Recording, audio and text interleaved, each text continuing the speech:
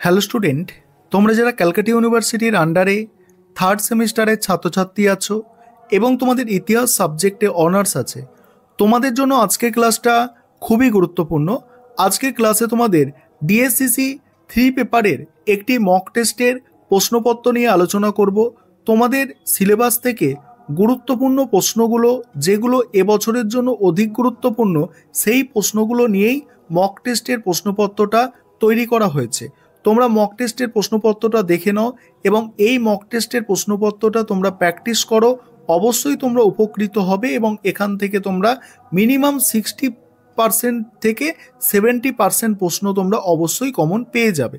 দেখে নাও তাহলে মক টেস্টের প্রশ্নপত্রটা।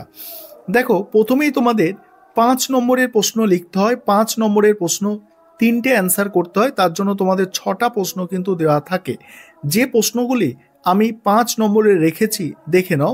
মুহুর্য কৃষি ব্যবস্থার ওপর টিকা, গান্ধার শিল্পের ওপর টিকা, সঙ্গম সাহিত্য, অগ্রহার ব্যবস্থা সম্পর্কে টিকা, প্রাচীন ভারতে দাস ব্যবস্থার প্রচলন নিয়ে মেগাস্তিনিসের বক্তব্য, নেক্সট গুপ্ত সমাজে নারীদের স্থান। এবারে দেখো, এবারে তোমাদের 20 নম্বরের প্রশ্ন 3টে অ্যান্সার করতে হয়, তার জন্য 6টা প্রশ্ন দেয়া থাকে। সেই প্রশ্নগুলো তোমরা দেখে নাও।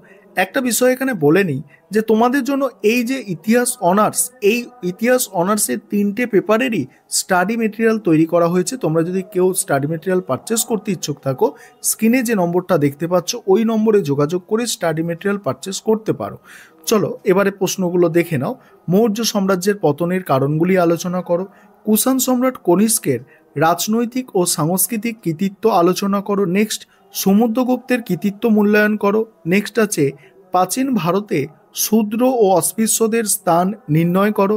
নেক্সট, গুপ্ত যুগকে সুবর্ণ যুগ বলা হয় কেন। তারপরে অশোকের ধর্মের প্রকৃতি সম্পর্কে আলোচনা করো। এবার তোমরা যারা ইংলিশ ভার্সানের স্টুডেন্ট আছো, তোমরা মক টেস্টের প্রশ্নটা দেখে নাও। আমি স্ক্রল করে যাচ্ছি, আর আমাদের ইংলিশ ভার্সানেও স্টাডি মেটেরিয়াল তৈরি আছে, তোমরা চাইলে পারচেস করতে পারো।